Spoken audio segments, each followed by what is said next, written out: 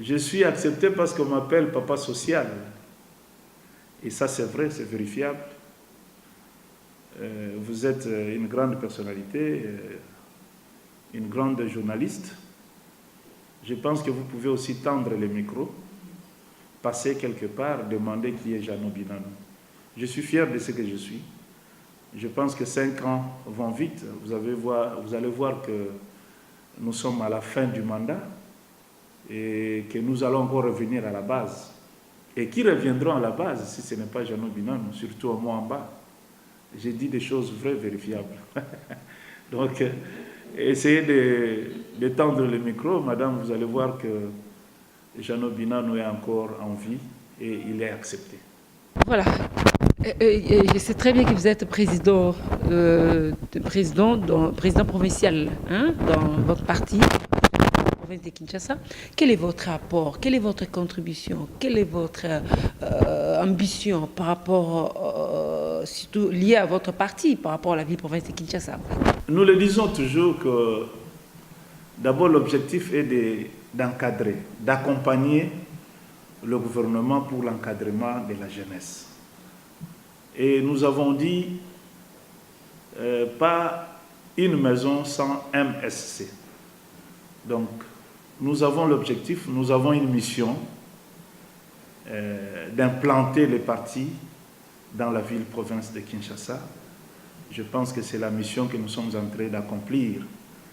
Et vous allez voir qu'autour de Jeannot Binano, vous ne verrez pas un Koulouna. Et nous cherchons à encadrer cette jeunesse et avec les autorités municipales, avec les autorités provinciales de la ville-province de Kinshasa et la police. Donc nous sommes là en train de les aider pour que les jeunes puissent se retrouver. Donc le mouvement de solidarité pour le changement a une mission d'unifier les pays, de mettre ensemble le peuple congolais pour qu'on puisse se réjouir des produits de ces pays. Je pense que ceux qui nous suivent, je n'aime pas parler à la télé, je connais le pays, je pense que j'ai milité dans un parti, depuis que la démocratie avait commencé en République démocratique du Congo, j'étais parmi les jeunes Turcs qui avaient affaibli aussi Mobutu, excusez-moi de le dire. À ce temps-là, j'ai travaillé dans un parti politique, la DCF, la démocratie chrétienne fédéraliste, qui était gérée par le professeur Ngoma Ngambu, paix à son âme, par le président Nyamwisi Mouvingi, paix à son âme, et au président, le professeur Kiro Kimate Emmanuel, qui est à Cape Town aujourd'hui en Afrique du Sud. Donc j'étais parmi les militants qui ont fait que l'union sacrée à ce temps-là puisse exister. Et ceux qui me regardent aujourd'hui avec la barbe blanche, ils savent d'où je suis sorti. Je suis un averti politicien, je connais les gens, j'ai eu le temps, moi Jeannot, de siéger avec mon papa, le vieux que j'aime, Tshisekedi Wamulumba, et le papa Iléo, le Kibasa Maliba, et le Ngouz Karlibon, paix à leur âme. Je vous dis que j'étais dans ce circuit-là, à ce temps-là. Donc je ne suis pas un parvenu en politique. Et ce que je fais, je n'aime pas beaucoup parler. Les gens qui me connaissent, ils savent que je connais mieux les choses. C'est ce qui fait que nous cherchons à réorganiser les choses, à mettre en ordre ce qui est mal conçu ou ce qui est mal présenté. Et nous le faisons avec amour parce que nous aimons ce pays, la République démocratique du Congo. Vous vous souviendrez ce que Mouzé nous avait dit à ce temps. Notre héros que j'aime, Mouzé, Laurent Désiré Kabila, il a dit il ne faut jamais trahir ce pays. Nous devons aimer notre pays. Nous devons nous gérer, nous prendre en charge. Si ce n'est pas nous qui le faisons, qui d'autres vont le faire? Un étranger ne pourra pas le faire. Quelqu'un d'ailleurs, il ne peut pas aimer ce pays. C'est nous-mêmes les natifs.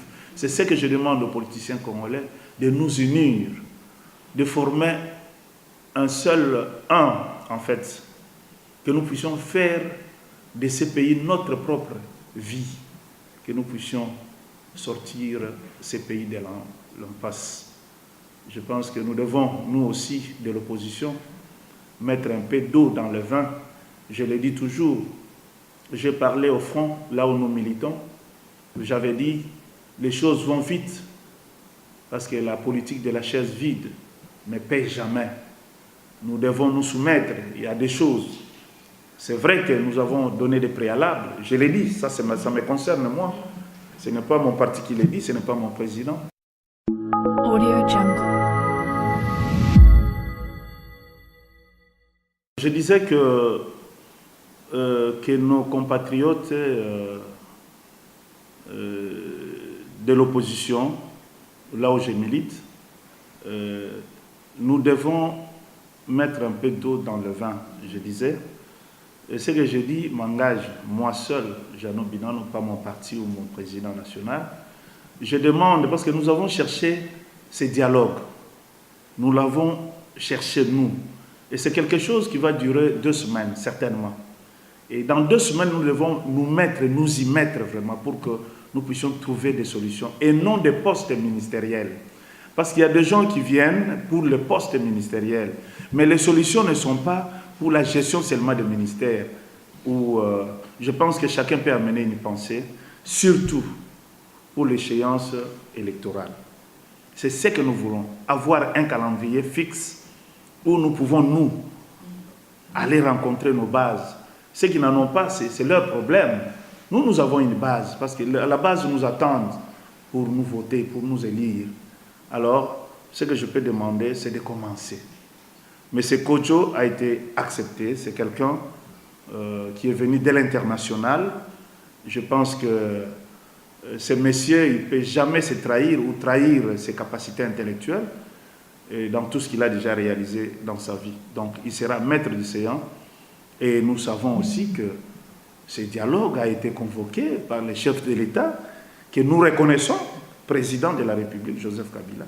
Donc nous devons aller pour qu'ensemble nous puissions trouver des préalables, nous pouvons trouver une voie pour sortir le pays dans l'impasse tel que je l'avais dit. L'eau, un peu d'eau dans le vin. Il y a le jour de Jean Val, du rassemblement de Jean Val, qui ne veulent même pas participer au dialogue avec comme facilitateur Eden Kodjo. Vous, étant que président provincial de votre parti, leader d'opinion, politicien en même temps aussi, qu'est-ce que vous voulez dire par rapport à ça, par rapport à ces refus? Ça n'engage que lui. Je ne veux pas citer le nom des gens ici. Je parle de Jeannot Binano, de son club Kouya Sport, et de son parti, le mouvement de solidarité pour le changement. Chacun a sa façon de voir la chose. Nous pouvons décider aujourd'hui, dire que non, nous n'allons pas. Mais ce que nous devons savoir, que dans l'opposition, il y a déjà des gens qui sont entrés dans des réunions préparatoires. Donc, si nous manquons, ça sera comme en 2006. En 2006, l'opposition n'était pas partie s'enrôler et le pays ne s'était pas arrêté. Le pays a continué et les institutions étaient mises en place. Ça fonctionnait normalement. Ce que nous devons faire, c'est de faire beaucoup d'attention. Les erreurs, nous connaissons. Aujourd'hui, la Cour constitutionnelle avait décidé sur le mandat du chef de l'État. À ce temps-là, si l'opposition avait pris une position, de travailler ensemble avec le gouvernement, peut-être on n'aurait pas arrivé à nous coincer tel que nous sommes aujourd'hui. Donc, s'il y a des gens qui ne veulent pas entrer, tant mieux.